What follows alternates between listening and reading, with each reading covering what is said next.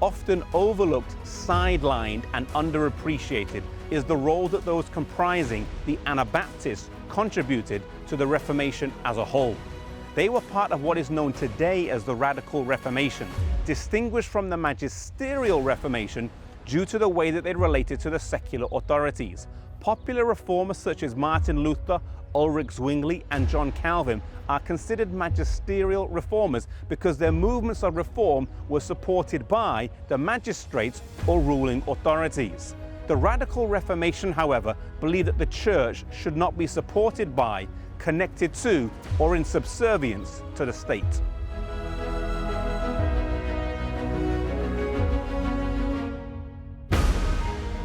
This belief on authority was not the only difference. As the name suggests, they had a different belief on the doctrine of baptism. The word Anabaptist literally means rebaptism. They rejected the doctrine of infant baptism and believed that baptism is a decision that needs to be made by individual personal conviction and surrender. And so they sought to be baptized again, a decision that brought much controversy and persecution from both Catholics and Protestants.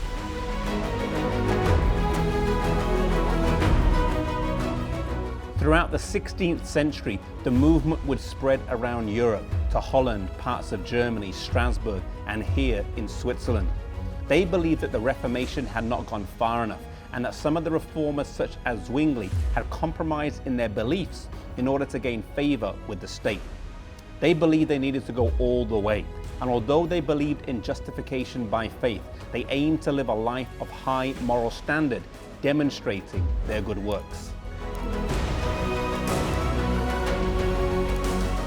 It's hard to pinpoint a solitary founder or a singular leader from the early days, but one name that stands out is Felix Manz. He was born here in Zurich and became a follower of Zwingli, but after 1523, they believed that Zwingli's plans for reform had been compromised with the city council. A public disputation was held in 1525, and Manz and Grobels, amongst others, tried to defend their position.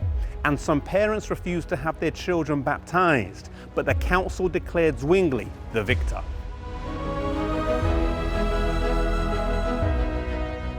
This led to some making a break with Zwingli and the council, and the movement for radical reform spread rapidly. Manz was an early leader in it and preached enthusiastically for the next 2 years as an evangelist. Although he was arrested several times, his life was never in danger until after the 7th of March 1526, when the Zurich Council passed an edict making adult rebaptism punishable by drowning.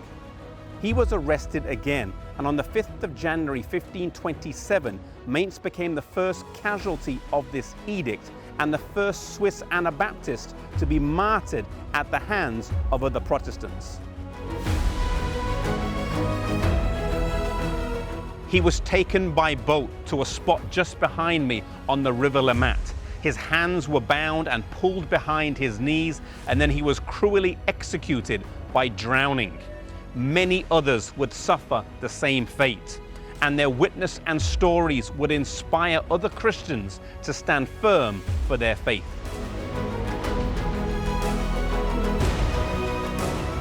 The death of these Anabaptists clearly illustrates that persecution wasn't just a Catholic to Protestant thing.